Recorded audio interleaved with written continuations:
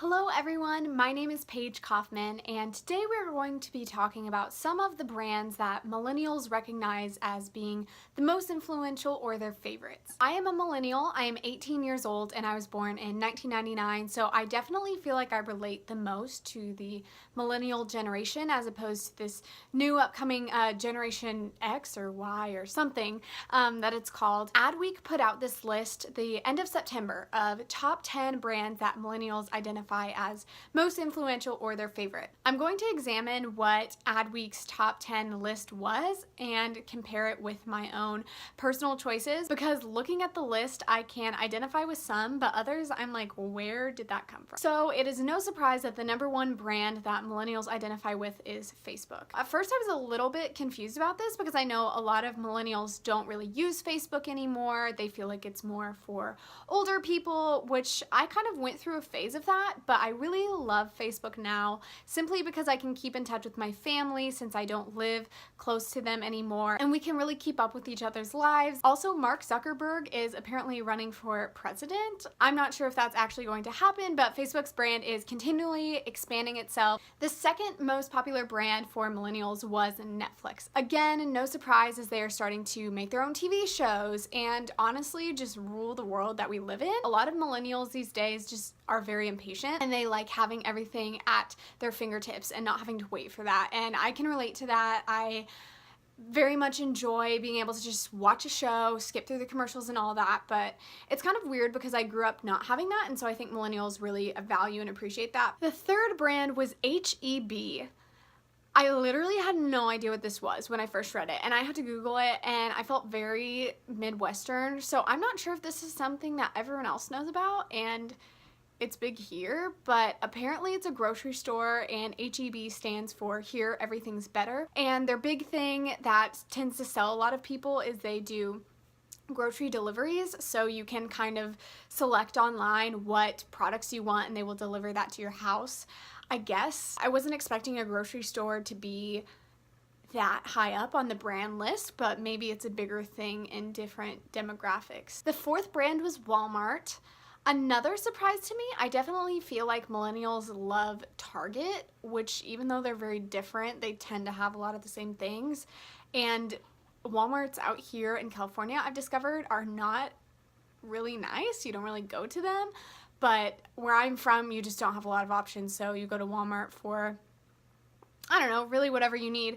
But Walmart is a very widely known brand, so I guess I do understand why millennials would like it. The fifth brand is Victoria's Secret, which actually cracked me up. I wasn't expecting that again, but I also think that with the Victoria's Secret fashion show and how there are Victoria's Secret workouts, and Pink has branched off from Victoria's Secret itself and created this whole new audience with girls on college campuses. They also have brands or lines of clothing that line up with sports teams, and I definitely see how their influence can expand. And then again with men, I guess it's Victoria's.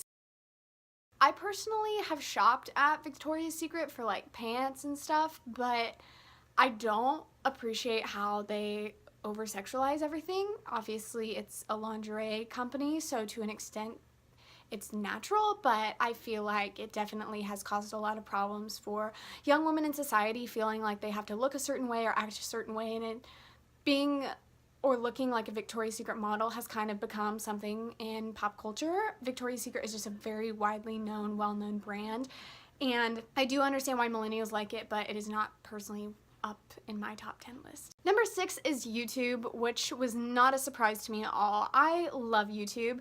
I actually have my own YouTube channel where it's just fun to post vlogs whenever I travel. Actually, my dream job, I'm kind of ashamed to say this at times, would be to be a YouTuber.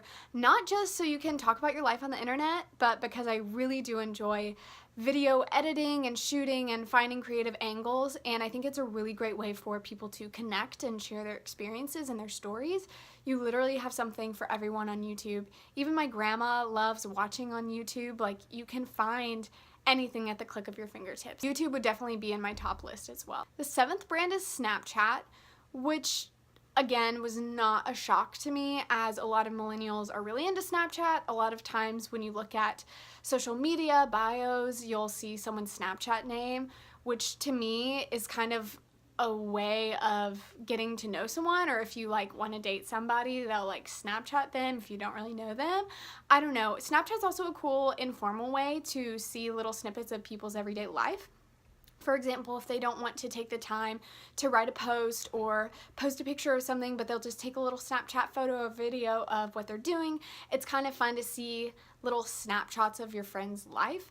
I don't use Snapchat a lot to Snapchat people one-on-one, but I definitely like to add stories to my Snapchat just when I'm out and about. I don't know how many times I've said Snapchat in the last 30 seconds, but I hope I never have to do that again. Number 8 is Amazon. And again, I was not surprised by this, but I was actually shocked that it wasn't ranked higher just because you can find absolutely everything on Amazon. With Amazon Prime, you can get way faster, which a lot of millennials are known for being lazy. So that does not surprise me. I love Amazon. I got a ton of gift cards for my graduation, which really came in handy because I didn't want to buy everything at Target or Bed Bath & Beyond. And there were some random things I would need sometimes that you could literally only find on Amazon. So I was shocked that it wasn't higher. Number 9 is Starbucks. Starbucks has definitely grown in popularity, I would say over the last 10 years, especially millennials, because they have all these fancy drinks and people are always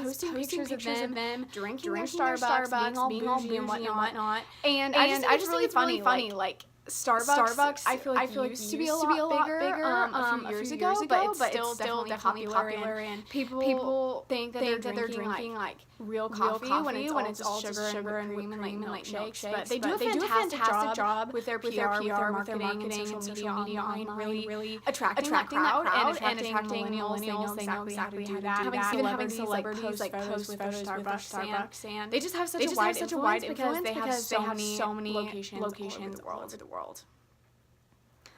The last one was a complete shock, and it was Monster energy drinks.